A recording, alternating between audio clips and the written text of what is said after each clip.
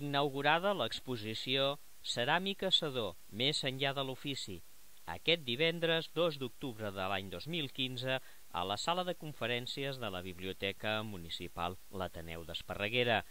Una exposició de peces de ceràmica de la Casa Sedó i també un recull biogràfic d'aquest obrador emblemàtic d'Esparreguera. Una exposició que romandrà oberta al públic i visitable del dia 2 al 31 d'octubre del 2015 en horari de funcionament de la biblioteca. Vaig a fer un Instagram. No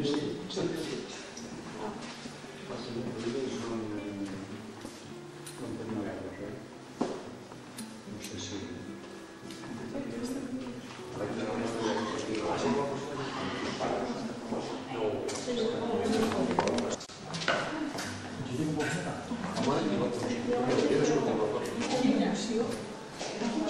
Conxita. I tu? Conxita? Com? Per favor. Tranquil, tranquil. Què tal? Què tal? Ostres, feia molt de temps que no els veiem. Anys, no? No, no deus. No? Boníssim.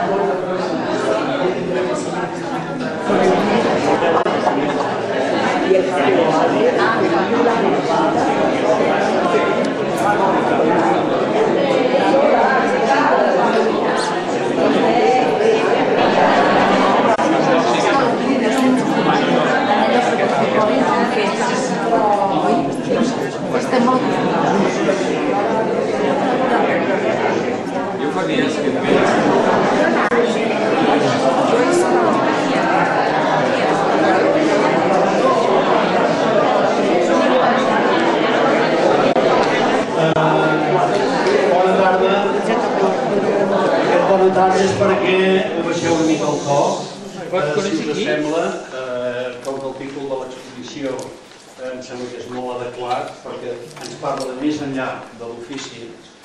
Si us sembla, primer passarem aquest vídeo que dura 6 minuts, us donem una mica de paciència i després començarem una mica l'acte una mica més formal. Vol dir que si us sembla, tirarem endavant amb el vídeo, que seria realment l'ofici.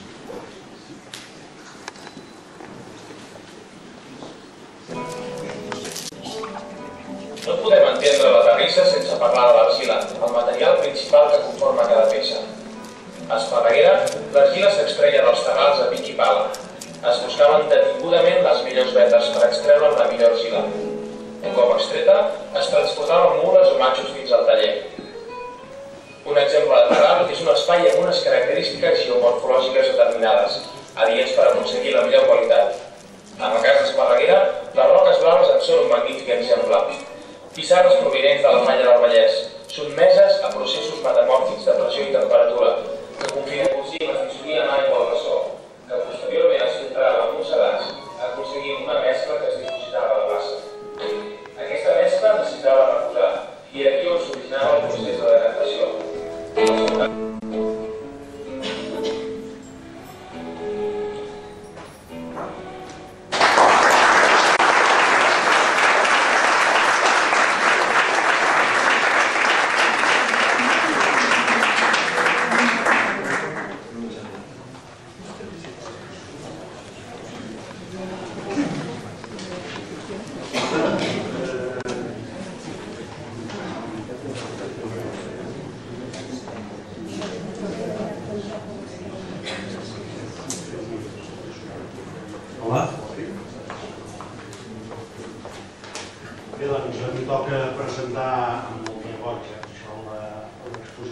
del Feliu i volia dir 4 coses, espero no fer-me passat.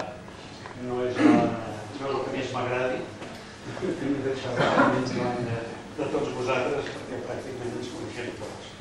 A veure, jo el que volia era, d'entrada, aquesta exposició retrospectiva que tenim del Feliu i també de la família Sedó, diguem-ne que és un goig i un reconeixement a l'home d'ofici, una mica el que acabem de veure, però que va i que possiblement, si no es hagués reinventat, hagués estat engollit pel temps i poder, com ha passat en la major part de les terrisseries d'Esparreguera, hagués acabat també desapareixent. Sortosament s'ha reinventat i ha passat de ser un home d'ofici a un artesà fins a esdevenir un artista. Per això mateix, aquesta setmana, algú poder ja ho sap, acaba de tenir un reconeixement realment important, doncs l'han acabat de fer membre de l'Acadèmia Internacional de Ceràmica que té la seu a Ginebra. Vol dir que realment és un reconeixement, em sembla que importantíssim per una persona d'ofici i, en aquest cas, un ciutadà nostre. També hem dit que l'any que ve, que és el setembre, es fa una exposició internacional a Barcelona dedicada a la ceràmica i també les seves obres hi seran presents. Vol dir que estem davant d'un artista local amb una trajectòria realment molt important, no tan sols a casa, sinó fora de casa. També m'agradaria dir que acollir aquesta exposició aquí a la biblioteca em sembla realment un lloc molt interessant. Primer perquè és en aquest moment l'espai més emblemàtic que tenim i també perquè en aquest espai acumulem i preservem el saber i la memòria no tan sols dels de casa, sinó també universal. Em sembla doncs que és un bon lloc perquè hi hagi aquesta exposició. En Feliu, els que el coneixeu, sabeu que és una persona perseverant, que és una persona valenta, treballadora, busca sempre l'excel·lència, sumament polit. Els que som una mica xaixos ens sorprèn que hi pugui haver un taller tan asèptic quasi com el seu taller. També és una persona tenaç, tossut quasi com una mula, perquè quan té una idea costa molt de tirar-la enrere, i també una mica cabut, o sigui que realment li costa de treure la banya del lloc. I al temps també és una persona molt austera i un home encuriosit i interessat pel saber dels altres. I també, en aquest cas ens hi podem sumar perquè és amic dels seus amics. Està molt interessat pel saber que el du a investigar i aplicar materials i mètodes que es veuen en les seves obres i l'evolució que han tingut. Busca contactes més enllà de l'ofici i això s'ha emmirallat amb gent d'avantguarda, no d'ara sinó des de fa temps, i això l'ha dut a investigar i deixar-se servir per altres estètiques, amb el qual ha fet cursos i seminaris que han ampliat el seu coneixement per aplicar-los a les seves obres. Els seus inicis, que ens remuntem a uns 50 anys o 50 llargs, sempre al costat de la Conxita. Primer van començar, com tothom, fent la terrissa popular, una mica el que estàvem veient en aquest vídeo. D'aquí va derivar al veure que la terrissa no acabava d'arrencar, sinó al contrari, semblava que havia deixat de ser uns útils per començar a ser un objecte que no quedava massa clar cap on tiraria. Ell, amb una visió de renovació, van tirar cap a la jardineria i de la jardineria, continuant amb les seves inquietuds i intentar d'innovar, es va trobar, o va buscar, més que trobar, un personatge realment important que ha estat mestre de molts ceramistes, que és en Paulí. En Paulí havia estat un monjo de Montserrat i de moment encara tenim la sort de tenir-lo no entre nosaltres, però sí que és un home que continua, a pesar d'estar ja molt gran, continua dedicat al món de la ceràmica, i en aquest cas, per tant, estem parlant d'un gran ceramista o d'un bon ceramista. Ell és qui l'inicia en el món de la ceràmica. També, junt amb ells, tenim altres personatges realment molt importants entre el món de la ceràmica del nostre país, que és l'Aiguader, el Serra, l'Artigas, el Comella, tots ells grans ceramistes que, en aquest cas, a part de ser ceramistes, també el que fan amb el Feliu és introduir-lo en el món dels esmalts, que és un món exageradament complex, i aquí en tenim una mostra.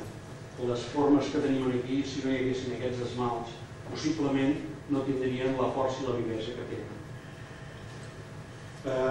El seu viatge iniciàtic, segons em comentava, un dia de visita a Barcelona amb la Conxita, vam voler anar a la Galeria Arbitràs i allà volíem anar a una exposició que en aquell moment estava tancada, que era de l'Antoni Comella. Quan vam veure aquesta exposició, els van deixar entrar, perquè estava tancada, el Feliu em comentava que es va entusiasmar al veure les formes i els esmalts. A partir d'aquell moment, el que li va dir la Conxita, em diu, ara ja sé què vull, ara ja sé què vull ser. Després d'aquest llarg camí, l'ha dut fins a disfrutar, o que nosaltres poguéssim disfrutar d'aquesta major part de peces que veiem, però que realment el camí s'inicia a partir d'un mestre o d'un referent, i aquest referent important sembla que és aquesta espurna que provoca l'Antoni Comella. Això, permeteu que acabaré aviat, sí, perquè si no és una mica pens. A veure, el que no voldria oblidar-me és que aquest camí no l'ha fet sol, sinó si no hi hagués hagut la Conxita al seu costat. Possiblement tot això no hagués estat possible. La Conxita penso que és una persona que, a part de donar el nom a les ceràmiques Sedó, el coneixem amb el Feliu, algunes vegades no ens en recordem del seu nom. El coneixem com el Feliu Sedó, però realment qui ens li dona el nom és la Conxita, que sabem que té un gust exageradament refinat, és exageradament treballadora, molt crítica i sobretot molt silenciosa. És de les persones que treballen i no fa soroll, però que realment està al costat del Feliu. Per tant, jo crec que gràcies a la Conxita tenim un Feliu que és una persona molt rica i molt plena de coneixements. I per acabar volia parlar una mica del relleu. El relleu en aquest moment, sens dubte, que és la glòria. No pas per desconnectar el Feliu, que per vegades hi ha algunes certes picabarades, sinó que penso que a nivell generacional és molt bo que sigui així. I la Glòria és una persona molt preparada, és una persona potent, tossuda, una mica com el seu pare, i amb unes dots artístiques que fan que sovint competeixin entre ells, entre pare i fill, i crec que gràcies a aquesta competitivitat surten les peces que són. I sens dubte que estem parlant del futur i em sembla que tenim un gran futur a la ceràmica de Esparreguera a partir de la Glòria. Jo havia només fer una cunya. Hi va haver un senyor, un gran ceramista italià que es diu Carlo Sauli, que ja fa una colla d'anys es van trobar en una visita, estem parlant dels anys 80, i al conèixer la Glòria i al veure-la tan entusiasmada, li va dir, i això ho podeu, si un dia aneu a Septier, ho podeu trobar, va dir que la Glòria és una persona sensible, mai en té prou, però no tinguis por, li deia. Tens tot el temps davant teu, sort. Això és el que deia aquests senyors, jo només em queda que felicitar-los i ells han fet la feina i penso que ara ens toca a nosaltres disfrutar-la, admirar-la i ser-ne crítics. Gràcies.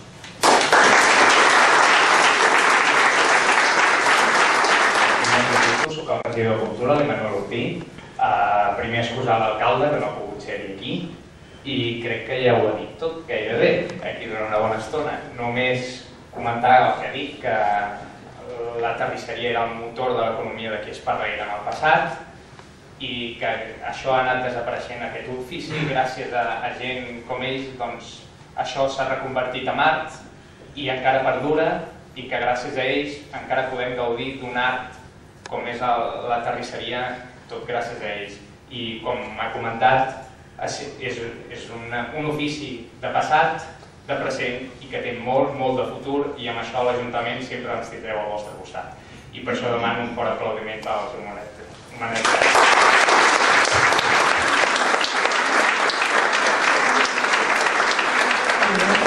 Les gràcies a tots per haver vingut, per acompanyar-nos. Llavors que estic molt contenta d'haver pogut recuperar el relleu dels terrissers. Sempre dic que sense els terrissers nosaltres no seríem aquí, sempre els defenso. Aquí hi ha el Pau, que va fer el primer llibre de la terrissa d'Esparreguera, juntament amb el Joaquim Creus. Jo l'any passat vaig fer aquest petit audiovisual, moltes de les fotografies ja eren material que havien recopilat ells. I a part d'això, de recollir aquesta herència dels terrissers, també estic molt contenta de pertànyer a la família que pertanyo, que la veritat és que és un plaer, com a pares i també com a treballadors. El que ha dit en Jordi és veritat, que a vegades competim entre nosaltres, però la competència aquesta ens fa avançar. I veig que la gent de l'Ajuntament s'ha compromès, els molestarem molt perquè pensem que no s'ha de perdre la tradició aquesta de la terrissa d'Esparreguera i que hem de continuar endavant, que és veritat que és un ofici que va morir de mort natural però que té altres sortides i que les hem de buscar i que hem d'estar molt orgullosos de ser fills d'un poble com Esparreguera. Moltes gràcies a tots.